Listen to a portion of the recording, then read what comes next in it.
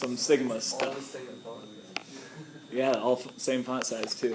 So what we really need to make those formulas simpler for the RRAM is to know a little bit more about summations.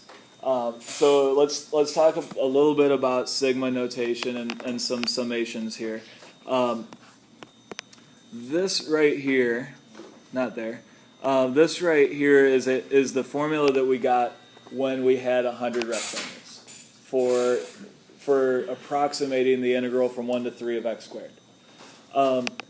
What we need is a way of evaluating this sum a little bit more simply than adding 100 different things together. So we're going to have a few different formulas for sigma that we can use. The first few are pretty straightforward. If we have something like the sum from I equals 1 to n of some constant, I'll call it k for now. You don't need to write these down. I'm going to print a formula sheet up for you. I actually printed it up a while ago for you. Michael's nice enough to get it for us. What this means is that we're going to add k together how many times? N times, right? So it's going to be k plus k a bunch of times, and the last one's even going to be k. And if we add k together n times, what do we get? N times k. All right, so, or kn, nk. This is actually really useful. So what we did is we took a sigma formula and we rewrote it as a very simple algebraic formula. All right, so anytime we are adding a constant together n times, however many times, say 10 times, we just multiply that constant times the number of times we added it together. That one's pretty simple. Another formula that's going to be useful for us is if we are adding, if we are adding, let's say, some constant times a series together. So what that means, that's a sub I. So what that means is we have this sequence of numbers, a, that we don't necessarily know what the terms are, but it's going to be k times a sub 1 plus k times a sub 2 plus k times a sub 3 and so on till we get to k times a sub n. What can we do with that to simplify it? Factor out the k, right? And when we factor out the k, what's left is a sub 1 plus a sub 2 plus a sub 3 plus all the way up to a sub n. And so we haven't gotten rid of the sigma when we do that, but we've simplified the sigma. That turns into this. All right, so basically what we can do, if we have some constant in a sigma, in a sum, we can factor that constant out front. So we can figure out what the sum is without that constant and then multiply the constant times that. And that also helps simplify things for us. Okay? Another thing that's going to be useful, and I'm kind of skipping over some of them. I'll show you the formulas here in just a second.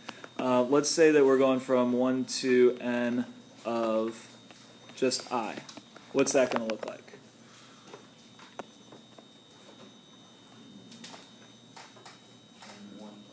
One plus 2 plus 3 plus 4 and so on all the way up to n.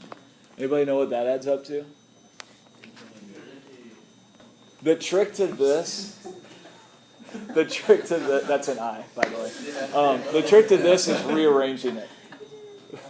So if we rearrange it so that we have the n matched up with the 1, the 2 matched up with the n minus 1, the 3 matched up with the n minus 2, each one of those adds up to n plus 1.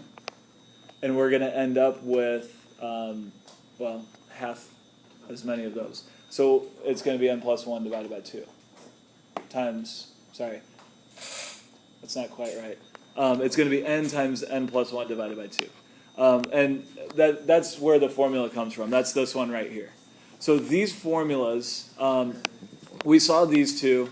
This is a sum and difference formula. Basically says that if you have a series that you're adding to a series, You can sum them together, or you can sum them separately and then add them together, and it's the same thing, or difference also.